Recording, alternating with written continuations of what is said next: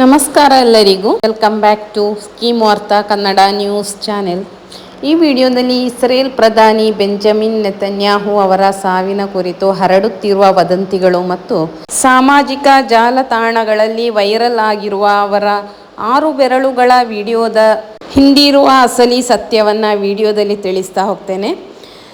ಇನ್ನು ಸಾವಿನ ವದಂತಿ ಹರಡ್ತಾ ಇರುವಂಥದ್ದು, ಇರಾನ್ ನಡೆಸಿದ ಕ್ಷಿಪಣಿ ದಾಳಿಯಲ್ಲಿ ನೆತನ್ಯಾಹು ಅವರು ಮರಣ ಹೊಂದಿದ್ದಾರೆ ಎಂಬ ಸುದ್ದಿ ಇತ್ತೀಚೆಗೆ ಹರಡಿತ್ತು. ಉತ್ತರ ಕೊರಿಯಾದ ಕೆಲವು ಮಾಧ್ಯಮಗಳು ಕೂಡ ಈ ಬಗ್ಗೆ ವರದಿ ಮಾಡಿದ್ದವು. ಇನ್ನು ಅವರ 6 ಬೆರಳುಗಳ ವಿವಾದ ಇಡೀ ಸಾಮಾಜಿಕ ಜಾಲತಾಣದಲ್ಲಿ ಹರಿದಾಡ್ತಾ ಇದೆ. ನೆತನ್ಯಾಹು ಅವರು ಮಾತನಾಡುತ್ತಿರುವ ವಿಡಿಯೋವೊಂದರಲ್ಲಿ ಅವರ ಕೈಗೆ 6 ಬೆರಳುಗಳಿರುವುದು ಕಂಡುಬಂದಿದೆ. ಅದು ಅವರು ನಿಜವಾದ ನೆತನ್ಯಾಹು ಅಲ್ಲ, ಬದಲಾಗಿ AI ಸೃಷ್ಟಿಸಿದ ಡಿಜಿಟಲ್ ವ್ಯಕ್ತಿ ಅಥವಾ ಅವರ ಬದಲಿಗೆ ಇರುವಂತಹ ಬೇರೊಬ್ಬ ವ್ಯಕ್ತಿ ಎಂಬ ಸಂಶಯಕ್ಕೆ ಕೂಡ ದಾರಿ ಮಾಡಿಕೊಟ್ಟಿದೆ. ತಜ್ಞರ ಪ್ರಕಾರ ಇದು ಯಾವುದೇ ರಹಸ್ಯವಲ್ಲ. AI ತಂತ್ರಜ್ಞಾನವು ಎಷ್ಟೇ ಮುಂದುವರೆದಿದ್ರೂ ಮನುಷ್ಯನ ಕೈ ಬೆರಳುಗಳನ್ನು ನಿಖರವಾಗಿ ಚಿತ್ರಿಸುವಲ್ಲಿ ಕೆಲವೊಮ್ಮೆ ವಿಫಲವಾಗುತ್ತದೆ. ಇದನ್ನು AI ಗ್ಲಿಚ್ ಎಂದು ಕರೆಯಲಾಗುತ್ತೆ. ವಿಡಿಯೋ ಎಡಿಟಿಂಗ್ ಅಥವಾ ಕಂಪ್ರೆಷನ್ ಸಮಯದಲ್ಲಿ ಇಂಥ ದೋಷಗಳು ಸಂಭವಿಸಿ ಹೆಚ್ಚುವರಿ ಬೆರಳು ಕಾಣಿಸಿಕೊಂಡಿರಬಹುದು.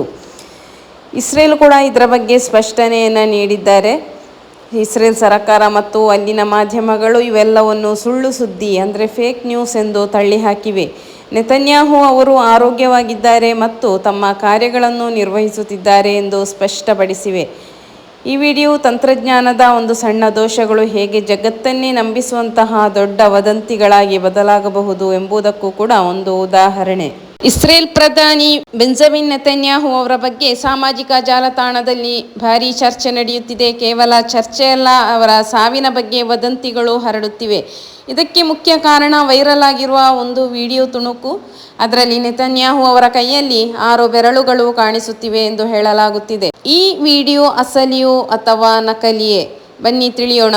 ಇತ್ತೀಚೆಗೆ ಹಂಚಿಕೆಯಾದ ವಿಡಿಯೋವೊಂದರಲ್ಲಿ ನೆತನ್ಯಾಹು ಅವರ ಬಲಗೈಯಲ್ಲಿ 6 ಬೆರಳುಗಳು ಇರುವಂತೆ ಭಾಸವಾಗುತ್ತಿದೆ. ಇದನ್ನು ನೋಡಿದ ನೆಟ್ಟಿಗರು ಇವರು ನಿಜವಾದ ನೆತನ್ಯಾಹು ಅಲ್ಲ, ಅವರ ಬದಲಿಗೆ ಡಬಲ್ ಬಾಡಿ AI ಸೃಷ್ಟಿತ ವ್ಯಕ್ತಿಯನ್ನು ಬಳಸಲಾಗುತ್ತಿದೆ ಎಂದು ಕೂಡ ವಾದಿಸಲು ಶುರು ಮಾಡಿದ್ರು.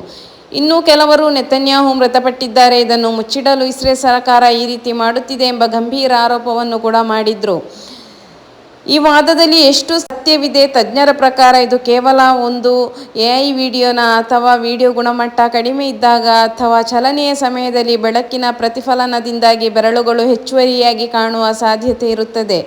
ಅಲ್ಲದೆ ಇಂದಿನ AI ಯುಗದಲ್ಲಿ ಇಂತಹ ವಿಡಿಯೋಗಳನ್ನು ಸೃಷ್ಟಿಸುವುದು ಅಥವಾ ತಿರುಚುವುದು ಬಹಳ ಸುಲಭ. ನೆತನ್ಯಾಹು ಅವರ ಸಾವಿನ ಸುದ್ದಿಗೆ ಯಾವುದೇ ಅಧಿಕೃತ ಪುಷ್ಟಿ ಇಲ್ಲ. ಇಸ್ರೇಲ್ ಸರ್ಕಾರ ಮತ್ತು ಅಂತಾರಾಷ್ಟ್ರೀಯ ಮಾಧ್ಯಮಗಳು ಅವರು ಜೀವಂತವಾಗಿದ್ದಾರೆ ಮತ್ತು ತಮ್ಮ ಕಾರ್ಯಭಾರವನ್ನು ಮುಂದುವರಿಸುತ್ತಿದ್ದಾರೆ ಎಂದು ಕೂಡ ಸ್ಪಷ್ಟಪಡಿಸಿವೆ. ಯುದ್ಧದ ಸಮಯದಲ್ಲಿ ಇಂತಹ ತಪ್ಪು ಮಾಹಿತಿಗಳು ಮತ್ತು ಪ್ರಚೋದನಕಾರಿ ವಿಡಿಯೋಗಳು ಹರಡುವುದು ಸಾಮಾನ್ಯವಾಗಿದೆ. ಇದು ಶತ್ರು ದೇಶಗಳ ಅಥವಾ ಕಿಡಿಗೇಡಿಗಳ ಮಾಹಿತಿ ಯುದ್ಧ ಭಾಗವೂ ಕೂಡ ಇರಬಹುದು. ಇನ್ನು ಸಾಮಾಜಿಕ ಜಾಲತಾಣದಲ್ಲಿ ಬರುವ ಪ್ರತಿಯೊಂದು ಸುದ್ದಿಯನ್ನು ಕಣ್ಣು ಮುಚ್ಚಿ ನಂಬಬೇಡಿ. ವಿಜ್ಞಾನ ಮತ್ತು ತಂತ್ರಜ್ಞಾನ ಬೆಳೆದಂತೆ ಸತ್ಯವನ್ನು ಮರೆಮಾಚುವ ದಾರಿಗಳು ಹೆಚ್ಚಿವೆ. ನೆತನ್ಯಾಹು ಅವರ ಈ 6 ಬೆರಳುಗಳ ರಹಸ್ಯ ಕೇವಲ ತಾಂತ್ರಿಕ ದೋಷವೇ ಹೊರತು ಬೇರೇನಿಲ್ಲ.